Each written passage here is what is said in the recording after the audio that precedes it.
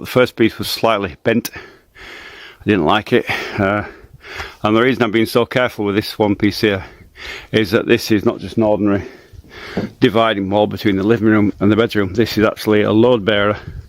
This is the central wall here is the load bearer for the roof ridge, and it has to be strong.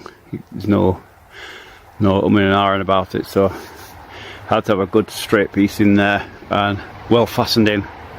As you see now, there's no movement, and that's ready for the next piece. Is actually a small wall to go on there on top, which supports the roof and between the ridge as well. So it's quite an important wall. So I took the time with when I put the piles in, I knew about this wall and very carefully put this in. So it's an important piece of the construction. It's finished. But anyway, now that's finished, I can now get on and put in this piece here, and finish off this bit here. And then once those bits are in, I can actually start going across the other way for the second layer. So very happy about that so far. One I wanted to get done for a while.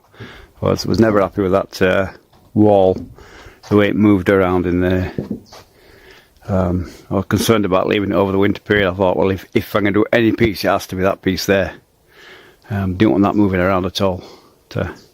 Well, you can see how this, if you look up there, you see where I've missed one. It's gone straight through at an angle. That happens. It's happened all the time. So, just life with a nail gun. But anyway, on with this piece here next.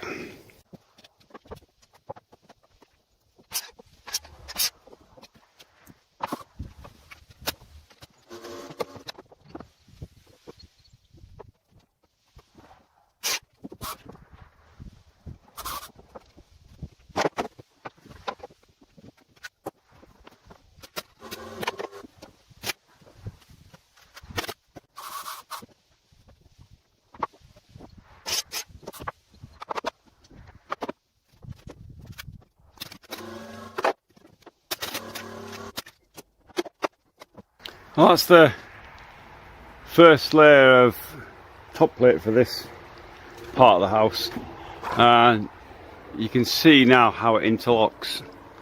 So you got a piece going along there, a piece along there, and a piece going along there. That interlocks.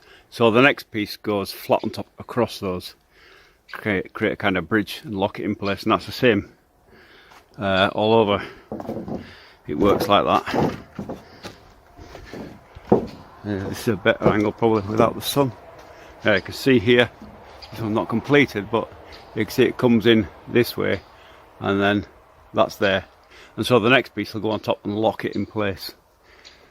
Kind of, it's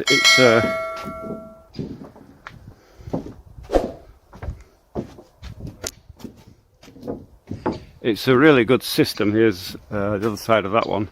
As you can see, that piece comes through, and then the next piece will go on top of those to make a sort of solid joint and a lock. So it's a great idea. It's a great system. I prefer this system to thick beams. It's easier and it's stronger and it's easier. Yeah, you can do it one. I can do it one person. If those were beams of what was it, 100 by 150s, no way I'd lift them up on my own. So you can see it's a lot easier this way. So it's a good system.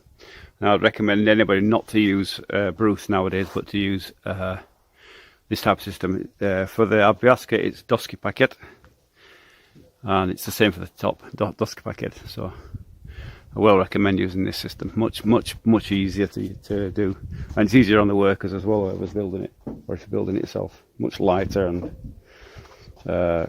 more. You can, if something goes wrong, you can. If you've got a bent piece and something, it's horrible.